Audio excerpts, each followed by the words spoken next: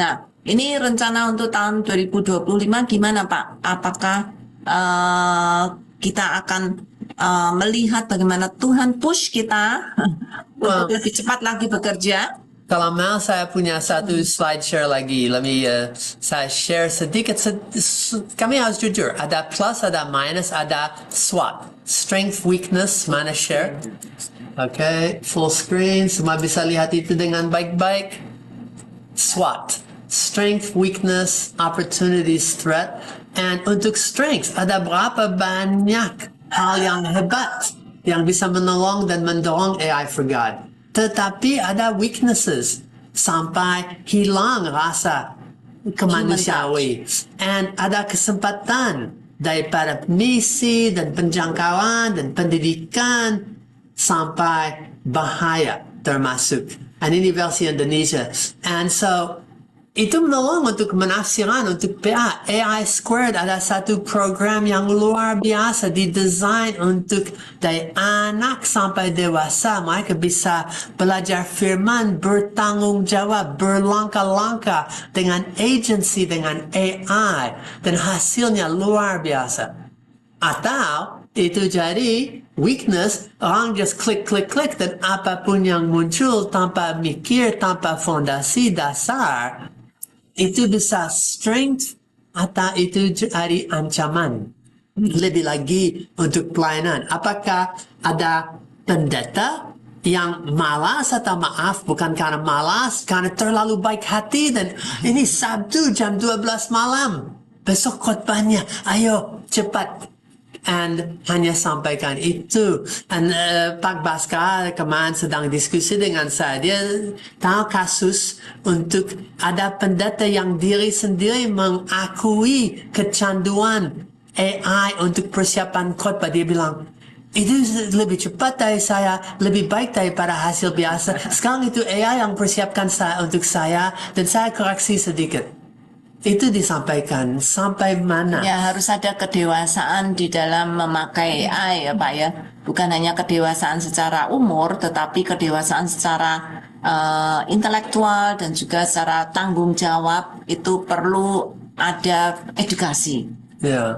Dan jujur AI itu bisa sampai bikin ajaran sesat. Itu bisa orang yang salah mengerti, tidak punya fondasi, kecuali percaya akan AI, sampai AI menggeserkan itu. Dan, well, Mas ke sini. You sedang bilang lanjut?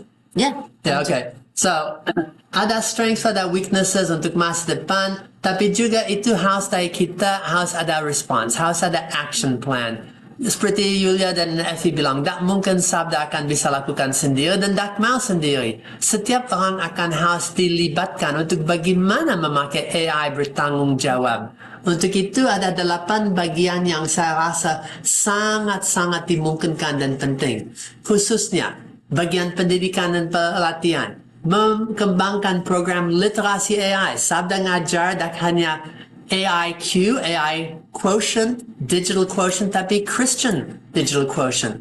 Untuk orang rohani, untuk orang awam, ada Christian AI quotient.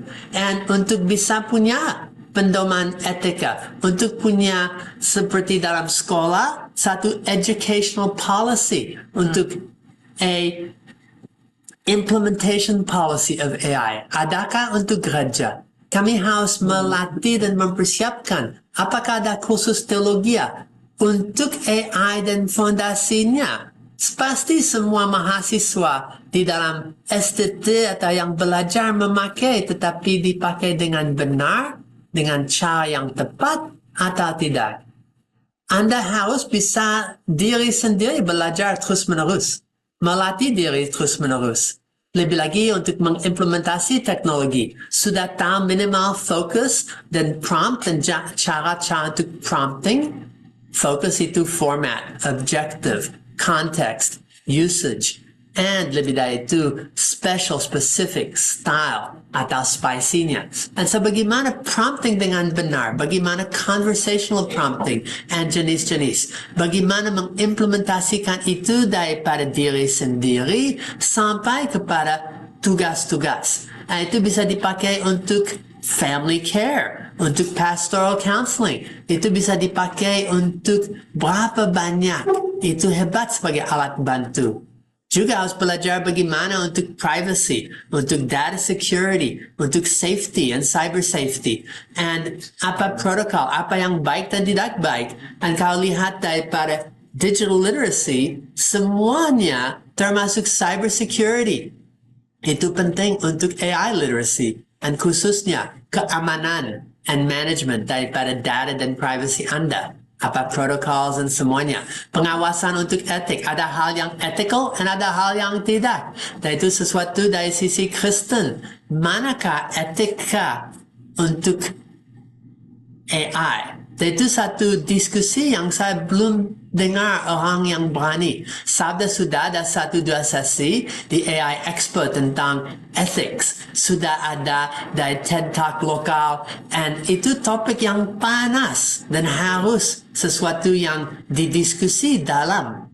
Manakah batasan, mana yang baik dan tidak baik. Dan lebih lagi harus eksplorasi kerjasama atau agency antara manusia and AI. Manakah yang benar? Tapi kalau saya tidak pernah pakai AI atau tidak tahu bagaimana pakai AI, bagaimana saya bisa omong tentang satu kemitraan, satu assistant, lebih daripada itu untuk kolaborasi. Bisakah kerja bersama? Bisakah kerja sama dengan AI untuk hasil yang rohani? Bagaimana mengeksplorasikan itu. Dan lebih daripada itu, untuk membuat komunitas. Saat ini Sabda punya satu komunitas AI for God yang 1000-an orang yang bergumul AI for God, AI for Church. Tapi akan ada diskusi dengan Pak Baskara dan ada diskusi daripada tim Sabda. Mereka bilang, mereka mau buka khususnya AI untuk guru sekolah minggu.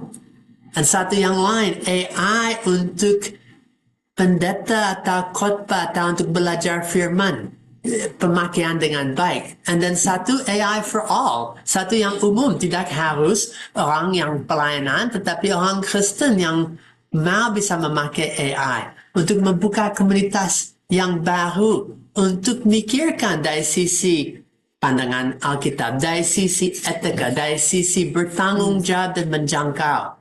Lebih daripada itu, akan harus mengevaluasi ulang sikap dan cara gereja, estetis, pelayanan kepada AI. Karena ada berapa banyak sampai kemarin saya dengar satu orang yang bilang AI tidak bisa dipakai untuk khotbah dan siapapun yang akan berdiri di mimbar yang memakai AI, dia sedang mengsakiti hati daripada Roh Kudus.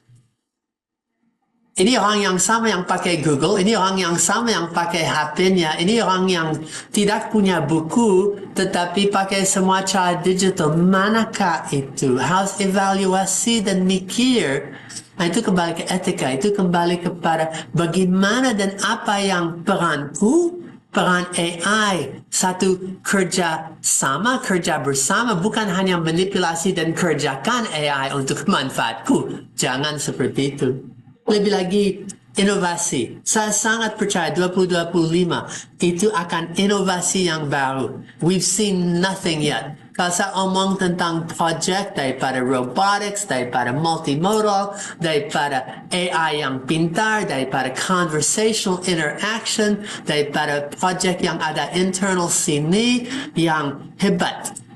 Itu akan mengkagetkan. Dan kalau ada pertanyaan atau ada diskusi lebih banyak tentang poin 8. Tapi tahun 2025 itu akan betul mengkagetkan dengan apa lagi dari dunia AI luar. Tapi bagaimana teman-teman dengan cara kreatif akan belajar memakai AI dengan lebih baik untuk kerajaan Allah.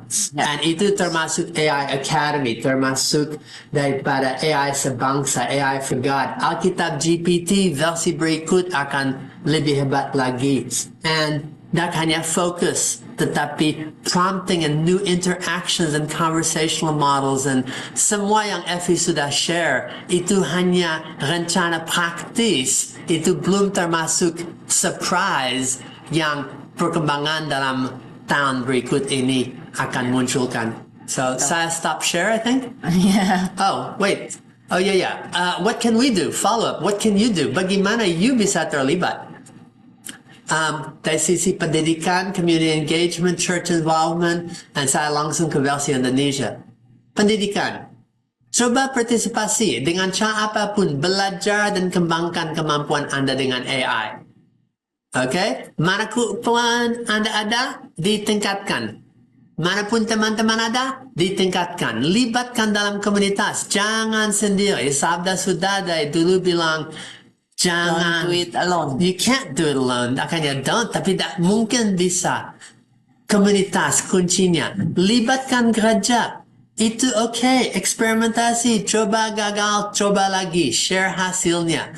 4-3-2-1 Sabda Daya dulu ngajar prinsip untuk eksperimentasi dan share hasilnya. And persiapan pribadi. Jangan mikir itu tugas yang lain, tapi apakah Anda sudah bisa pakai AI untuk waktu renungan, untuk waktu PA, untuk persiapan, untuk pelayanan? Apakah bisa pakai AI dengan cara yang sederhana sampai betul brainstorming ide kreatif untuk pelayanan yang baru? Bisakah? Dukung Sabda itu iklan atau gimana? Tapi saya sangat percaya dukung Sabda, tak berarti harus terlibat, tetapi apapun yang perlu untuk mengembangkan AI dipakai untuk Tuhan. Saya percaya AI akan dipakai dalam bangsa ini, tapi apakah for God? And kembangkan etisnya. Okay?